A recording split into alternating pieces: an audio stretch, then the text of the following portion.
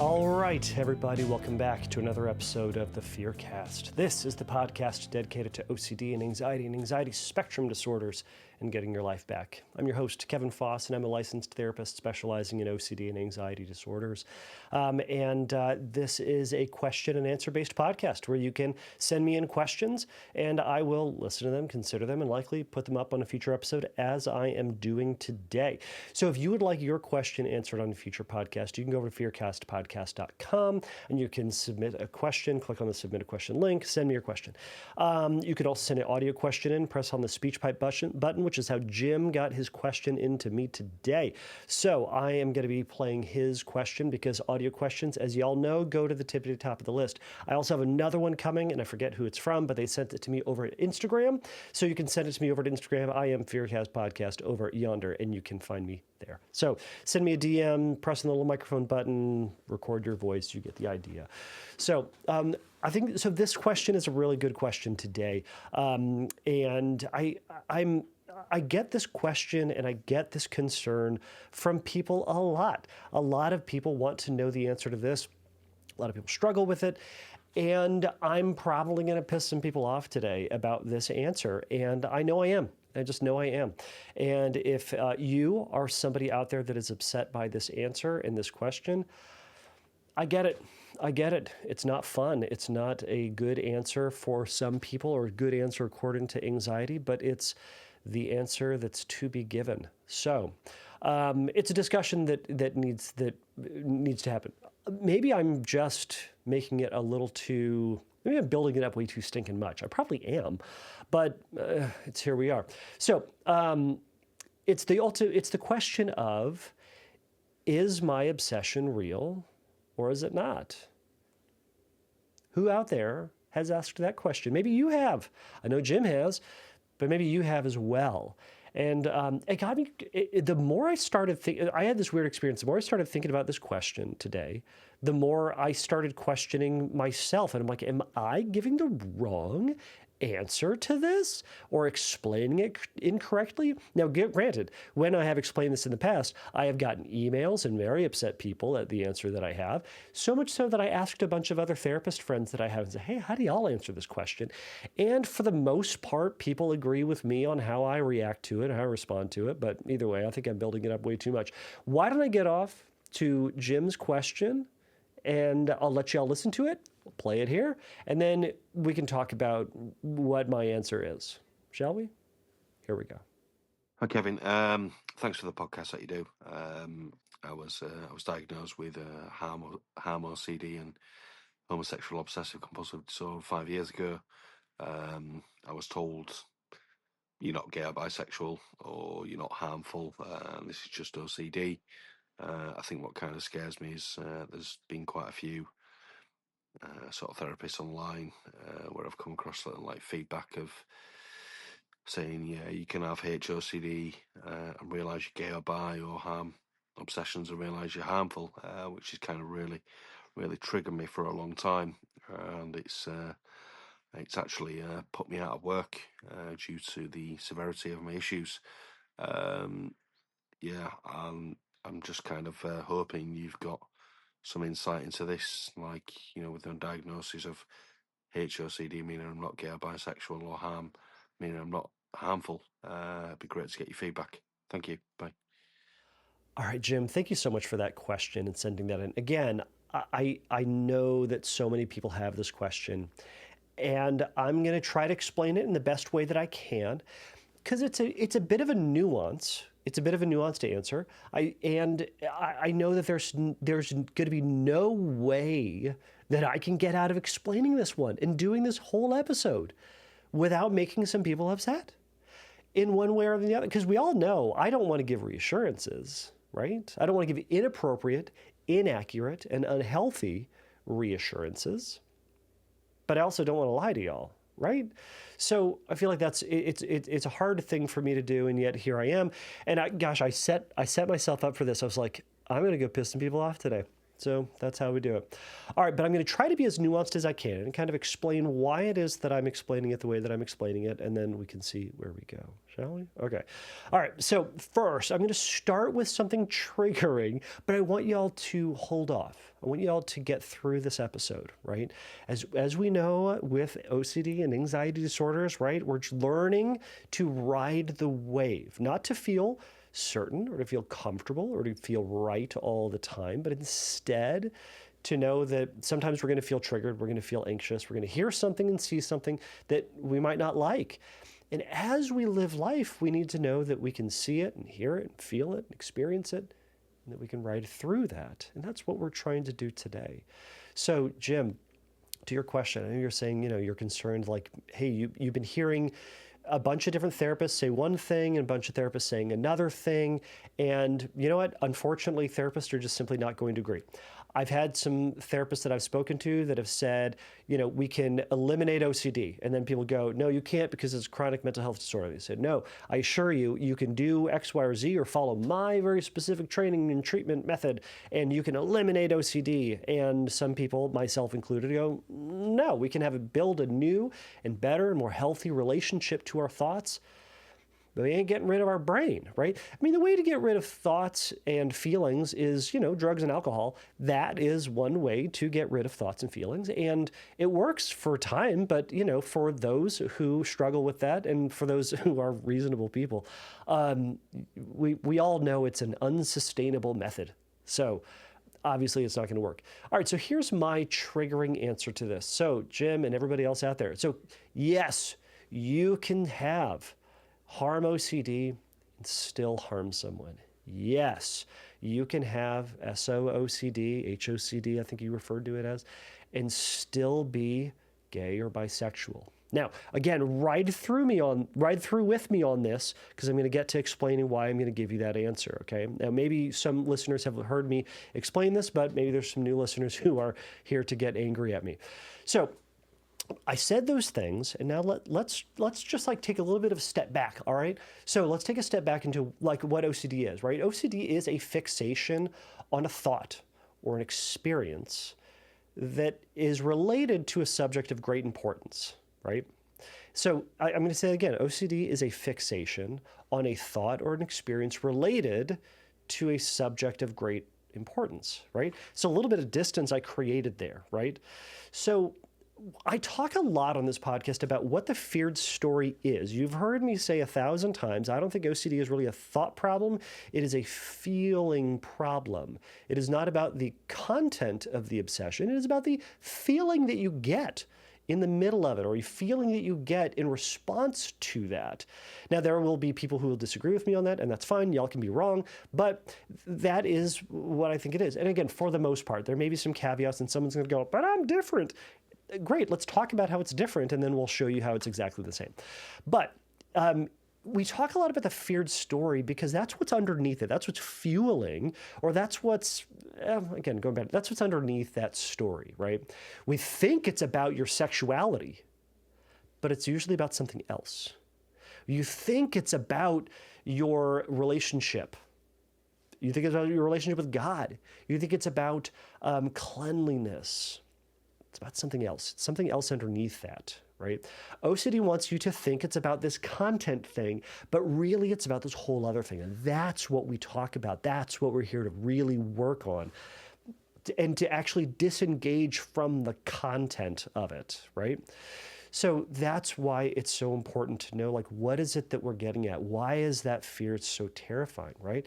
So for example, for Jim, what would it mean for you if you were to discover that you are actually violent or could be violent, etc.?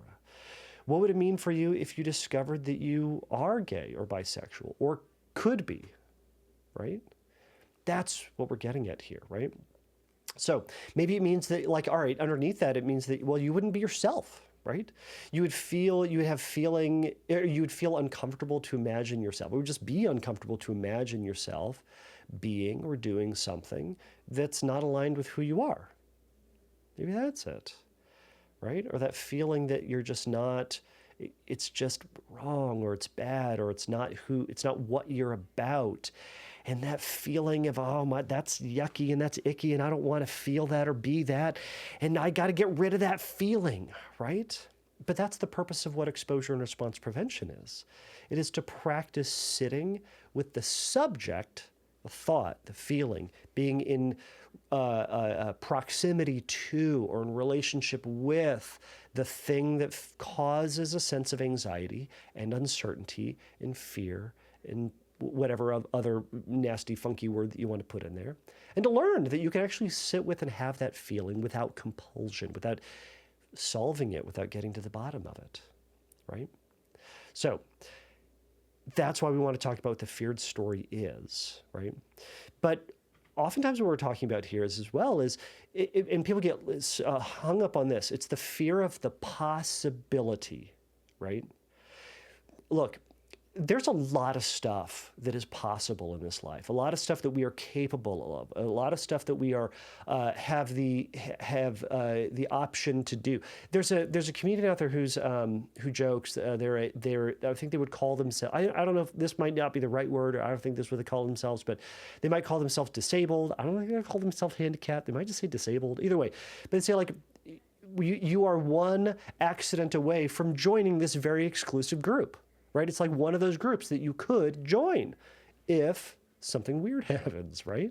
So there's a lot of stuff that could happen, but it doesn't mean that it will happen, right? So I want to acknowledge that, like, we have the capacity for a lot of those things, including harm, including cheating, including stealing, including passing or getting a disease, including committing blasphemy. Fill in the blank with the thing that you're worried about. It's possible. It does not mean that it's probable or likely or will happen. But there's a lot of things that could happen. You've heard me talk about a bajillion times. I could get into a car accident today, right? Something awful might happen to my kids today. It could happen, and we know it academically. I know in the land of earthquakes, the big one might happen during this podcast, and you're going to be able to see all the shaky shakes. And that's possible, right? But I'm not going to worry about it. I'm not worried about it even a little bit, right? Now, I was writing this and considering this and going like, all right, I don't know what to do with the existential fears. I don't know about, like, all right, maybe we're in the Matrix, or maybe, it's solipsism, or like I'm the only person in existence and they all are just a figment of my imagination or something like that. I don't know if that's possible, but again, we got to be open to maybe it is. But like you've heard me explain this before, we might live in the Matrix. We might. All right. Now, if we do, the fear for some people with that, again, it's the fear underneath it, right? The compulsion for the Matrix would be, I get to figure out if this is indeed reality. So they're going to read a lot of philosophy, and they're going to do a lot of like reality testing and checking and stuff like that. But what's underneath that is, for some people, and the folks I've worked with on this, like, the fear underneath that is like, well, what if nothing matters and none of my decisions matter? Well, I could just kill someone.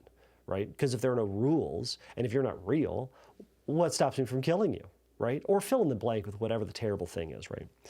And I go, all right, maybe, but what stops me to a certain degree is, I still have Matrix bills to pay, and I still have Matrix kids to raise.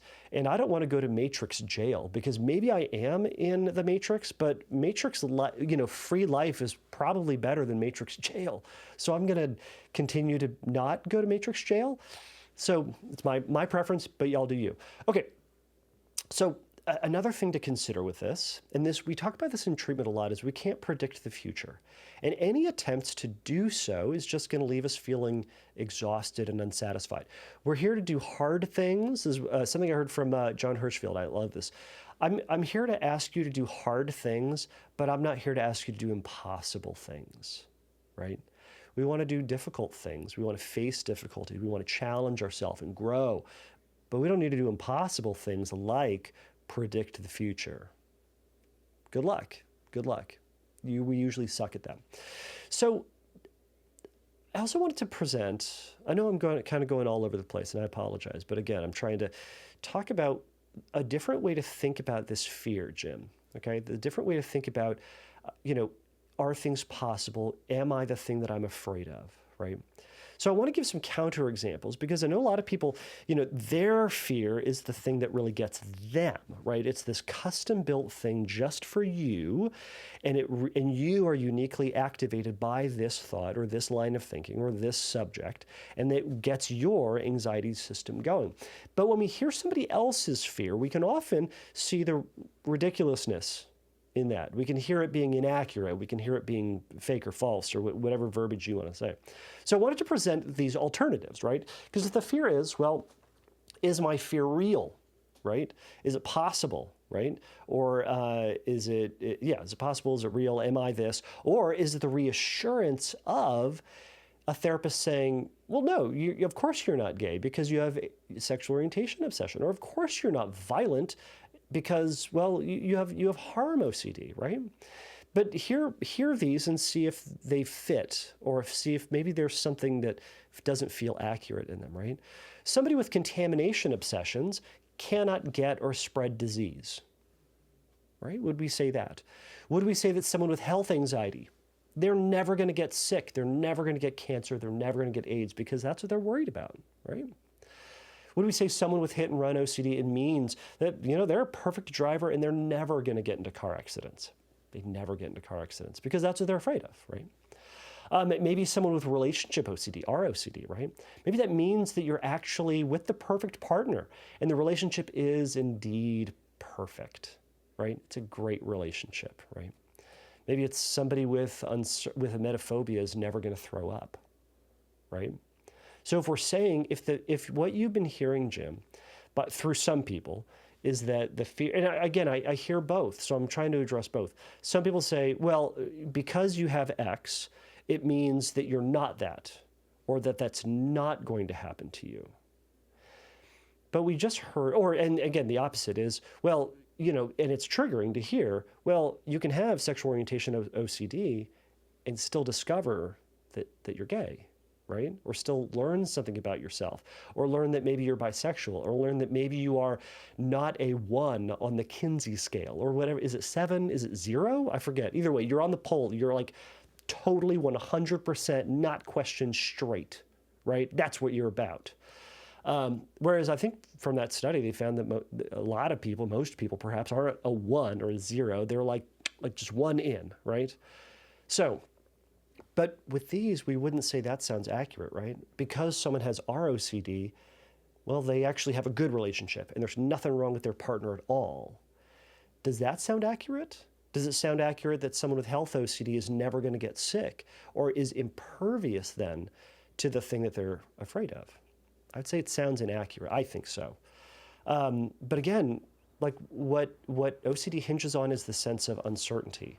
And is the sense of like, I need to know the answers, I need to get to the bottom of it, and I want to know that I'm going to be okay, right? So I'm going to try to go through these relatively quick. So, because what we're talking about is sitting with uncertainty, is sitting with something that feels scary and for some reason activates your anxiety, right?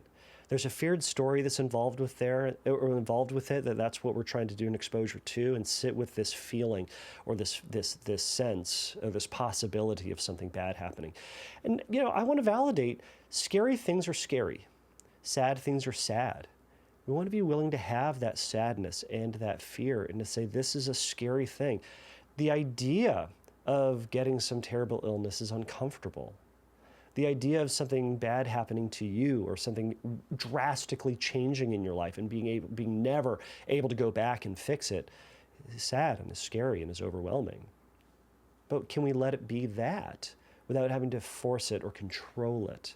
So I'm going to read a couple of things, and Jim or anybody else out there, I'd love for you to just notice what comes up for you, right? What does it feel like when I say these things? Now, these may be triggers for you and maybe triggers for somebody else. But notice what comes up. We're being curious right now about what comes up because, again, that's what we're doing with exposure and response prevention. We're coming up with a stimulus, and I don't care what that stimulus is. This stimulus here is activating your anxiety. This uncomfortable, this neutral thing, this question is making you feel uncomfortable. But maybe you've said 1,000 times to yourself, well, I shouldn't be. This doesn't make any sense. I'm going to prove that I'm not this, or I'm going to prove that this isn't who I am or what I'm about or what's going to happen to me. You go way out of your way for it. So instead, I want to try to sit with it and to not try to fight it and just say, boy, that makes me feel weird, or that makes me feel a certain way, right? And to say, okay, my body and my brain are reacting in a unique way, and I'm going to make space for that reaction. So let me read some things, and I just want you to notice as you're listening to this, what comes up, all right? So the phrase, I might be violent. Now, again, regardless of the subject, notice the thoughts, the feelings, images, and sensations, and mental images. Images, sensations, urges, you get what I'm saying. All right, I might be gay or bisexual. I might get fired from my job. My kids might not like me when they're older. I might not be financially ready for retirement. I might be making the wrong choices in life.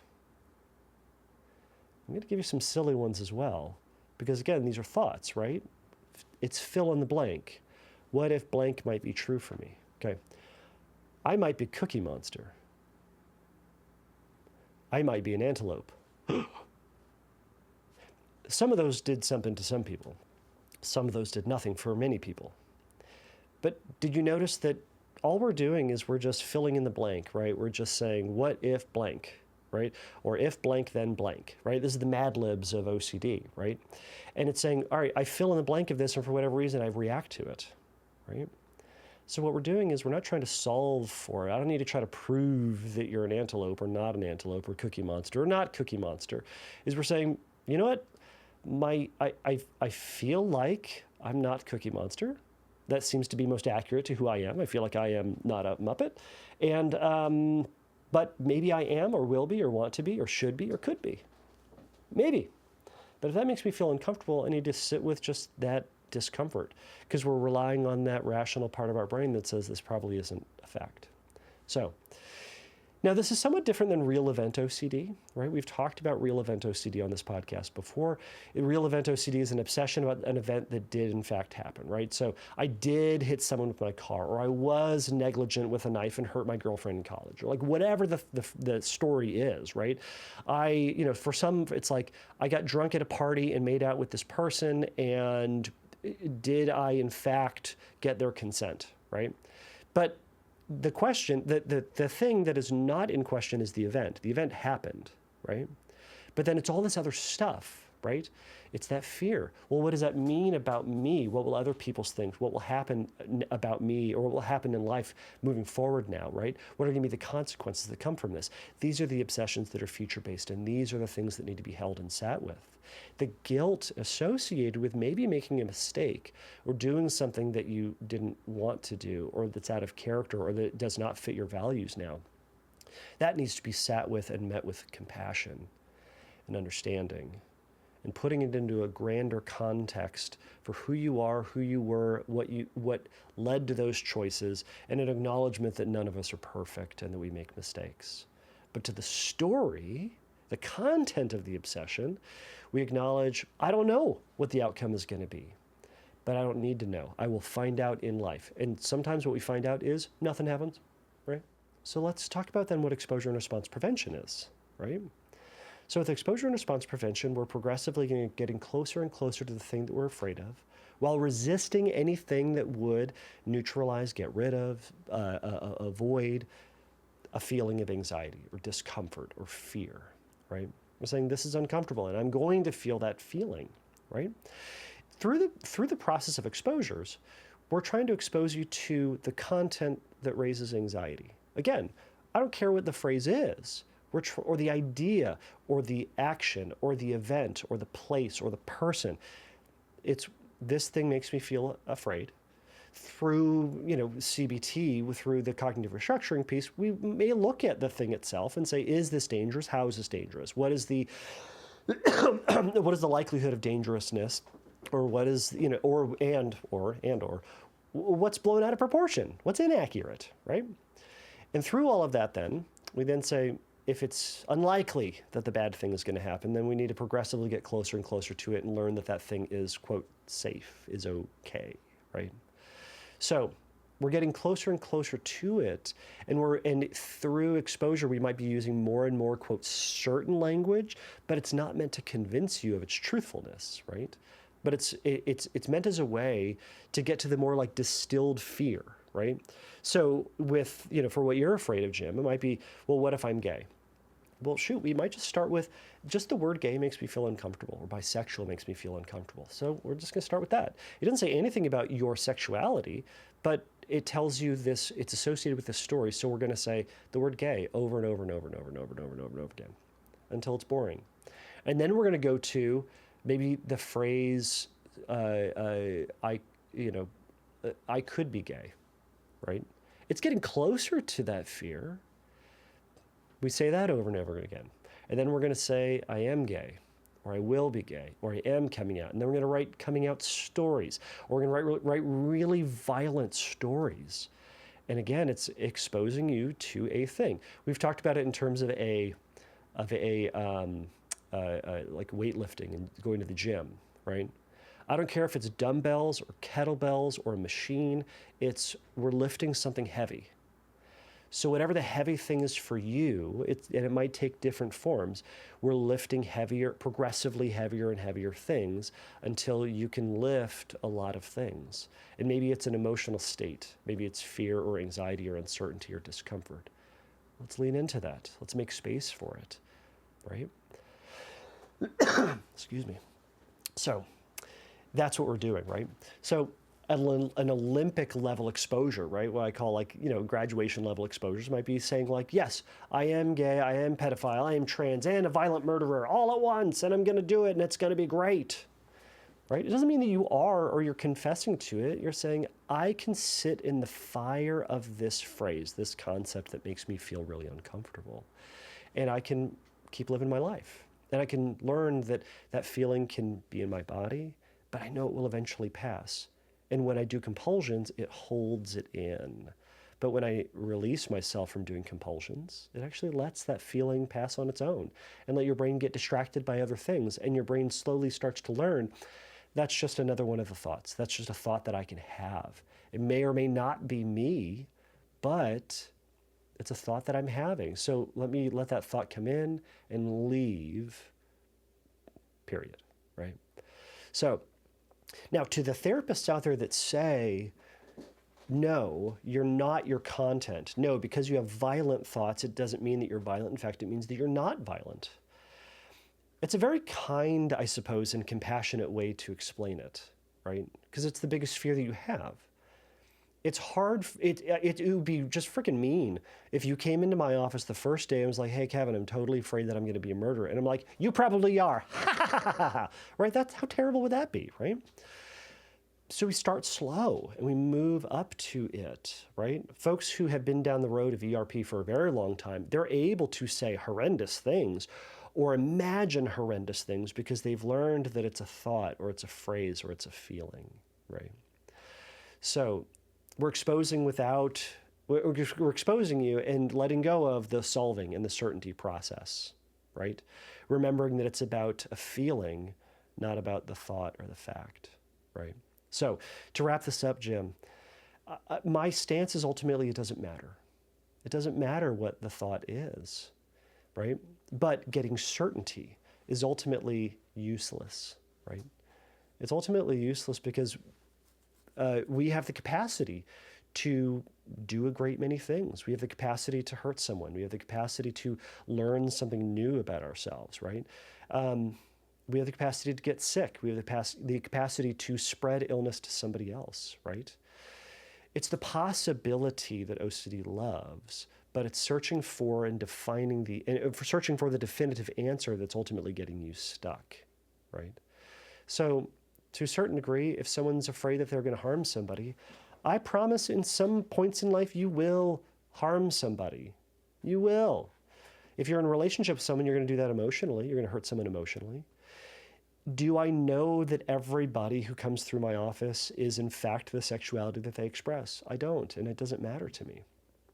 What matters to me is they're afraid of this thought. And again, if they came in and said, hey, Kevin, I'm afraid that I'm gay, or hey, Kevin, I'm afraid that I'm an antelope, I'm going to say, great, let's embrace the thought about being an antelope, and let's tolerate you grazing on the savannah somewhere until that thought is no longer anxiety-provoking. And then you can have a more rational discussion with yourself about whether or not you actually are an antelope, right? So that's ultimately the point of it. So is it possible that someone is going to hurt somebody? Yeah, it is. Is it possible that you could discover this about yourself? Yeah. Does it mean that it's a fact? Does it mean that just because you are obsessed about it means that it is true? Absolutely not, right? So just because you're obsessed about it doesn't mean it is the opposite of you, but it also doesn't mean that it's absolutely going to happen to you. And getting in a discussion or fighting about that is ultimately losing the point of what exposure and response prevention and what this treatment is all about. It is spending less time obsessing about something that you have already told me is not something that aligns with who you are, and is instead, the point of it is to spend less time in that and more time going and living your life, whatever that looks like, and to whatever degree you believe that to be as accurate and as fulfilling as you believe it to be in this moment in time. What that's going to be like in 5 minutes or 5 years or 50 years from now, I don't know, because we all grow and change, right? So we'll see what happens. But like for today, am I gonna come out? I don't know. I can't say yes. I can't say no, but I can say probably not. But who knows? And we'll have to see. But any effort I have to force that thought out of my head is only solidifying my relationship with that thought. So Jim, what I would encourage you to do is go and live your life and to spend less time in the debate about whether or not it is or is not true, because we don't know and it doesn't matter. So, all right, Jim, I hope this was helpful. I know it kind of went all over the place and went a little bit more theoretical, a little bit more out there than normal, but thank you so much for sending in this question. I know this question is something that people wrestle with a lot, so hopefully this was meaningful. But until next time, everybody, take a risk, challenge yourself, and don't take your brain too seriously. Bye.